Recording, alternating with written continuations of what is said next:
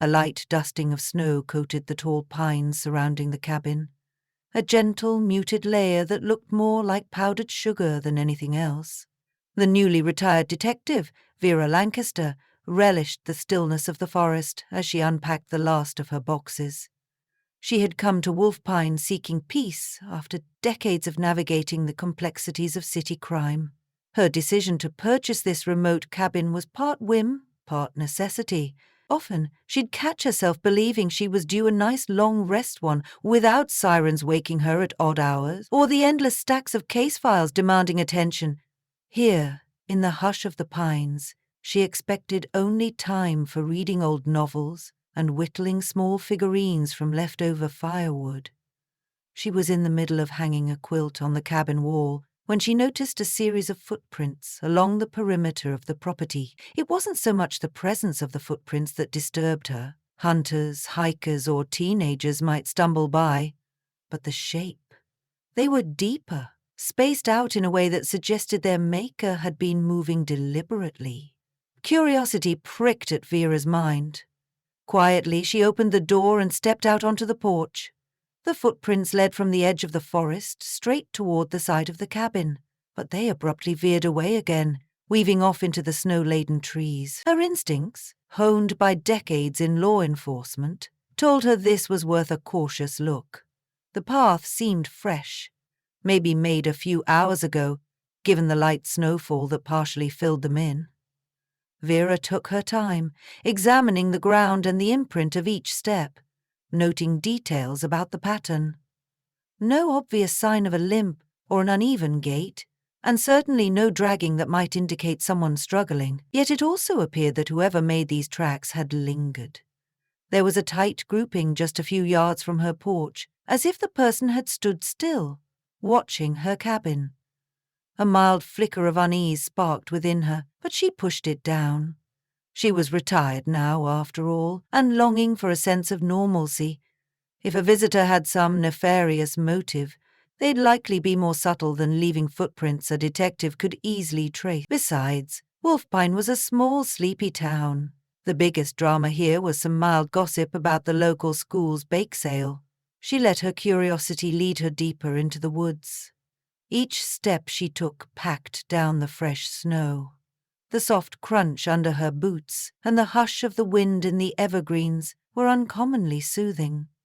As she proceeded, the footprints snaked around thick tree trunks and edged toward what looked like an older, overgrown trail. Large, gnarled roots crossed her path, making it difficult to navigate.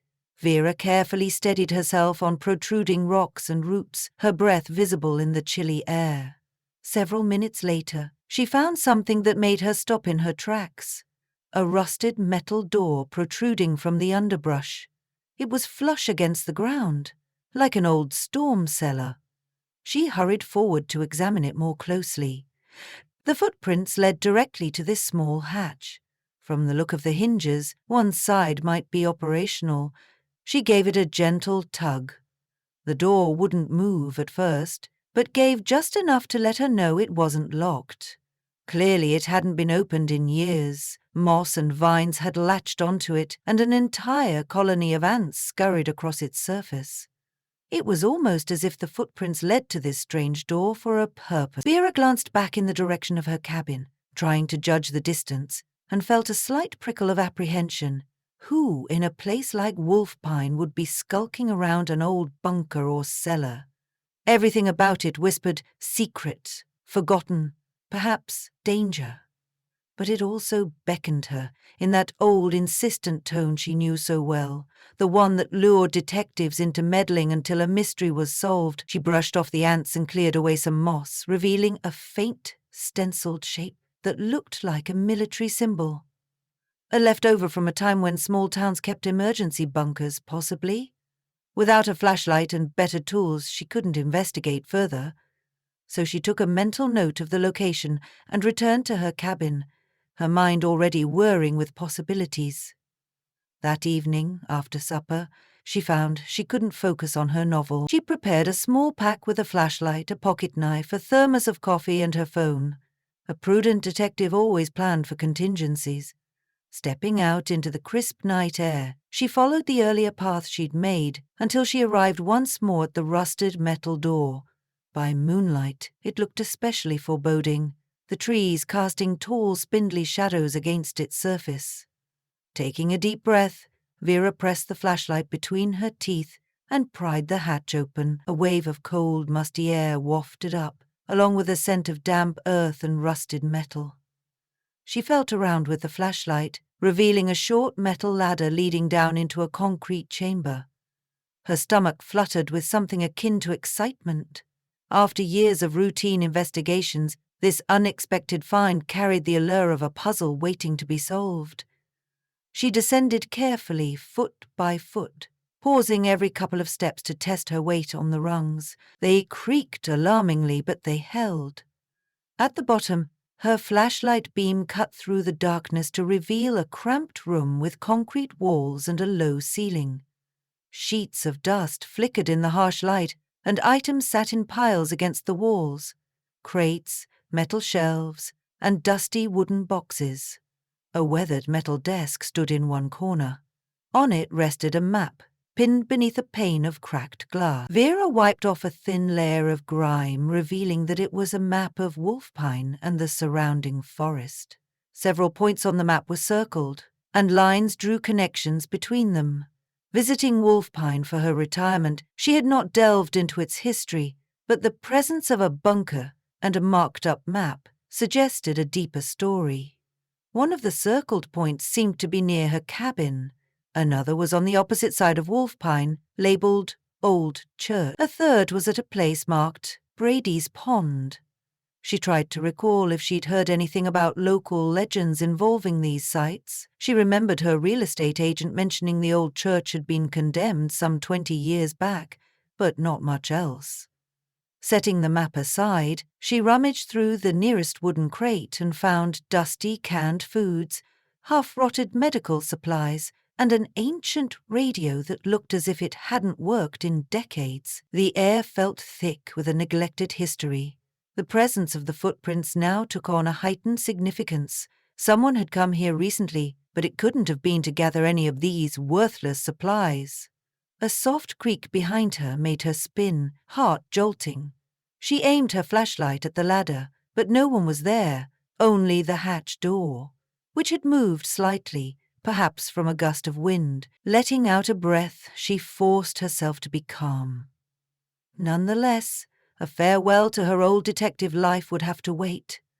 This was a mystery she felt compelled to unravel, for the sake of her own peace of mind, if nothing else. The next morning, Vera headed into the town of Wolfpine proper, a quaint collection of brick-front shops and old wooden homes. She made her way to the local library, eager to see if there were records about an old bunker or local disaster that might explain her strange find. The librarian, Grace Donner, was a petite woman with silver thread hair pulled tightly into a bun. She greeted Vera with a warm smile, and they exchanged pleasantries before Vera, ever discreet, mentioned that she was curious about the town's older records. "Well, we have a decent archive in the back," said Grace, gesturing down a side corridor. "Wolfpine's a small town, but it's got its share of twists and turns. Let me see if I can help you." Vera followed her to a small room lined with filing cabinets and boxes of photographs. Using her retired detective charm, Vera managed to coax Grace into discussing local rumors. She discovered that Wolfpine had once been a site for a secret government project during a time of heightened tension decades ago, something about nuclear fallout shelters and careful planning for the town's survival. However, the official story was that none of those bunkers had ever been completed. The local rumor mill suggested that not all the bunkers were accounted for or decommissioned, leaving open the possibility that hidden structures still existed in the woods. Or some folks say those bunkers were used for secret experiments, Grace whispered conspiratorially. Others say some unscrupulous mayor authorized them and then covered it all up. It's an old rumor, you know how that goes, dear. Small town talk can be half-truths and tall tales. Before Vera could pry further, the library door chimed. Grace excused herself to assist a patron, leaving Vera scanning through old newspaper clippings. In one yellowed article, she found a photograph of the mayor at the time, Henry Godwin, breaking ground on what was described as an emergency preparedness project. A side mention said there might be multiple shelters located throughout the Wolfpine region. Another clipping showcased local protesters complaining that the project was too secretive and demanded accountability. She tucked the copies of these articles into her purse and left the library. A swirl of questions crowded her mind. If official records claimed the bunkers were never completed, why did the one she found appear fully built and stocked? And who had visited it? Rather than returning directly to the cabin, she decided to stop for lunch at the town's modest cafe. Once seated in a corner booth, she took out her notes and reread them over a cup of strong black coffee. She was so engrossed in her work that she almost didn't notice someone standing beside her table. It was a middle-aged man wearing a plaid jacket and a friendly, if uncertain, smile. "Hey there," he said politely. "I noticed you reading about old Wolfpine. My name's Owen Rivers. I run a local tour business. Mind if I join you?" She waved him to the opposite seat. "Vera Lancaster." Owen offered a handshake. "I know just about everybody, but I don't think I've seen you around. You're a historian? Researching the bunkers for a book or something?" Vera offered a careful smile. "I just moved up to a cabin outside town, stumbled across something that piqued my interest. It's more for my own curiosity." Owen nodded and tapped the edges of her newspaper clippings. "Ah, so you found out about the old rumor. The bunkers. A lot of that is hush-hush, mostly because people don't much like remembering that era in Wolfpine's past. But if you're interested, I can show you around. I've got a knack for finding scenic spots with a story." Vera considered him. She didn't know Owen, but his open manner could be a goldmine of local knowledge.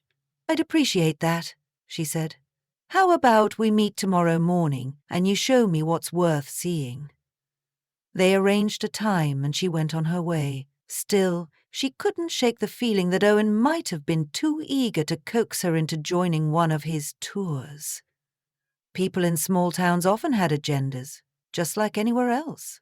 Then again, she reminded herself, she was used to suspecting everyone, which wasn't exactly the hallmark of a restful retirement. The following morning, a light snow had fallen again, giving Wolfpine a picturesque look befitting a winter postcard. Vera and Owen met near the trailhead just outside of town. He wore sturdy boots and carried a hiking backpack, from which he produced a thermos. "Best hot cider you'll ever taste," he said with a grin, pouring her a cup before they started along the narrow path. As they walked, Owen explained more of the local law.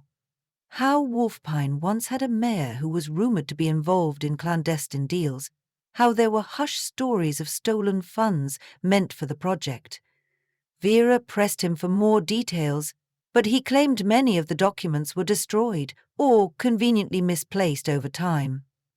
2 miles in, they reached an abandoned structure that must have once been a guard station. The roof had partially collapsed and the windows were boarded up.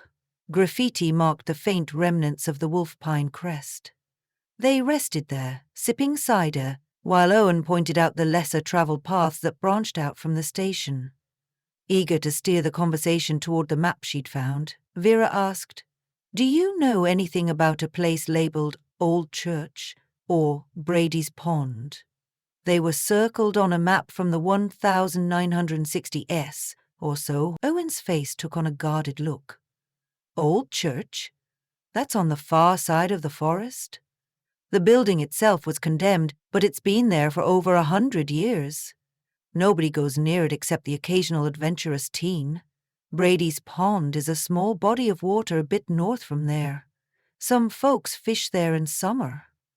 When he didn't elaborate further, Vera pressed. "Seen any bunkers around these areas? There are rumors. People talk of hidden entrances near that church. Others claim there's a submerged bunker by the pond." Owen shrugged evasively. "I haven't found anything myself. Then again, I don't usually go poking into locked doors." He gave her a pointed look. and she realized he might suspect more about her intentions or knowledge than he let on. For the rest of the day, she feigned casual interest.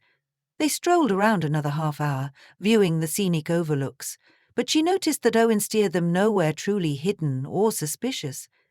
Vera thanked him graciously and promised to keep in touch.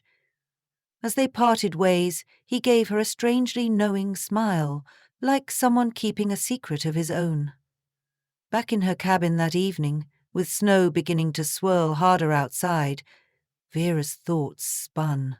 She had a bizarre structure in her backyard, a set of footprints implying someone was using it, and enough clandestine rumors in town to fill an entire detective's notebook.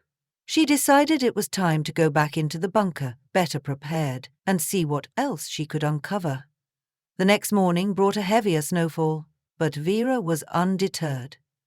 Wearing a warm coat and armed with a crowbar for any jammed doors, she trudged through the woods to the hidden hatch. She quietly lowered herself inside, flicking on her flashlight.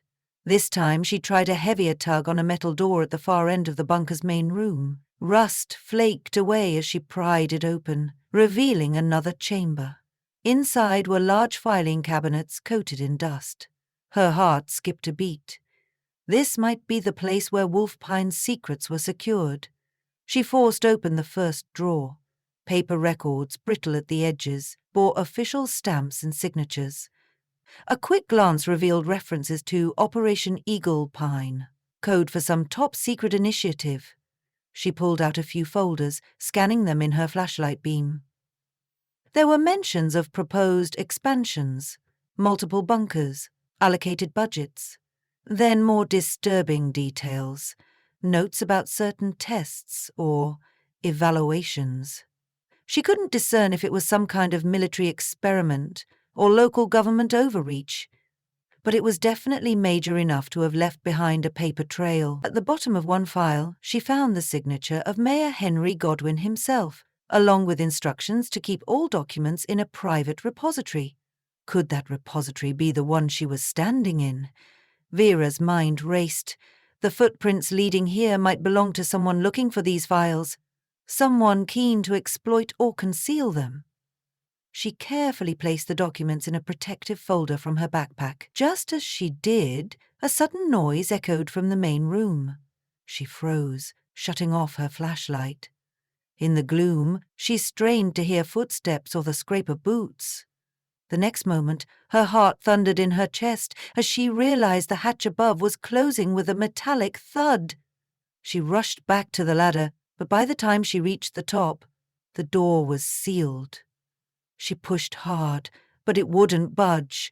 A padlock clanked into place from the outside. Fear and adrenaline spiked within her. She was trapped. She banged against the metal, calling out. No answer. Retreating down the ladder, she flicked her flashlight around, desperate for another exit. The concrete walls glowered back at her in silence. She scoured the perimeter, noticing debris and old vents. One air vent was large enough that, with some effort, she might crawl through. It was an old metal shaft near the ceiling. She dragged over a rickety metal shelf to climb on. Using her crowbar, she pried the ventilation cover until it popped. Rust cascaded down, but the opening proved just wide enough to wriggle through. With considerable effort, she hoisted herself inside the shaft. It was tight, frigid, and pitch black, but she pressed on. Her knees and elbows scraped against the edges, sending dull aches through her body. After what felt like an eternity, she saw the faintest glimmer of light. She gave one final push and emerged outside, tumbling onto the snowy ground behind a thick cluster of shrubs. She lay there for a moment, her breath crystallizing in the cold air, relief flooding through her. When she regained her composure, she crept forward, careful not to make noise. The hatch was barely visible from her vantage point. She spotted a figure wearing a dark coat, fiddling with the newly attached padlock. The person's face was obscured by a baseball cap. Vera couldn't be sure if it was Owen or someone else. She crouched low until the figure retreated into the forest. It took her another quarter-hour to circle around the woods and make her way back to the cabin, all the while keeping an eye out for any sign she was being followed. Once inside, she locked the door and stood by the window, quietly contemplating what had just happened. Clearly someone was trying to keep the secrets of that bunker buried. She felt a surge of determination. She might be retired, but she wouldn't be cowed by intimidation tactics. Over the next few days, Vera pieced together a plan. She'd show the evidence to some official authority, but Wolfpine was so small that going to the local police chief might compromise her. She remembered the nearest large town had a historical society and a more robust administrative office. It might be safer to contact them, or an old colleague from her days in law enforcement. Meanwhile, she took every precaution, swatching her usual routes, watching for suspicious vehicles, and keeping her phone charged and accessible. She also recognized the need for a decisive break in the local hush at last. She decided on a bold measure. She would present her findings to Grace Donner, the librarian, who had discreetly guided her to those records in the first place. As a town fixture, Grace was likely to know how to share evidence with the right people and not the wrong ones. So one snowy afternoon, Vera slipped into the library with a tote bag of files under her arm. She found Grace alone near the fiction section, shelving books. In a quiet voice, Vera explained everything. The footprints, the hidden bunker, the locked hatch, and the files referencing Operation Wolfpine. Grace's eyes widened in shock, but also with a certain eagerness. She led Vera to the back office, where they spread the documents across a table. "Vera," she whispered, scanning the pages. "These are incredible. This is the missing link to all those rumors. We always suspected something more sinister was at play, but nobody ever had proof." Grace agreed to help. She had contacts in the County Historical Society who weren't entangled in local politics. Together, they planned to secure the documents off-site and out of reach from whoever was lurking around that bunker. Before Vera left, Grace patted her hand gently. "You've done a great service to Wolfpine, even if it's not your official job anymore." Walking out of the library, Vera felt a profound sense of relief. She wasn't alone, and she was no longer blindly stumbling in the dark. Over the next couple of weeks, the occasional rumor fluttered through town. Certain people suspected the local government decades ago had covered up illegal testing, misused funds, or both. In the swirling gossip, Vera's name was never mentioned, and she was happy to keep it that way. As the snowfall deepened and the cabin's windows gleamed with frost, Vera settled by her fireplace in a rocking chair. Though the threat of unknown prowlers still gave her pause, she knew her immediate role was finished. The files would be handled by the Historical Society, the matter likely investigated once it reached bigger players outside Wolfpine's small sphere of influence. And if more footprints appeared in her yard, she'd be quick to respond. For the first time since retiring, she felt that familiar sense of resolution and closure wash over her. Sleep came more easily at night, and in the mornings she could now enjoy her coffee without the old tension in her shoulders.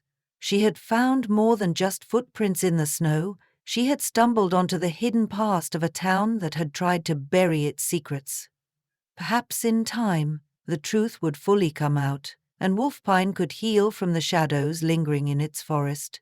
Being a detective at heart, Vera knew full well that one mystery often led to another. But for now, with the bunker locked, the evidence safe, and a friend in Grace, she was content simply to wait.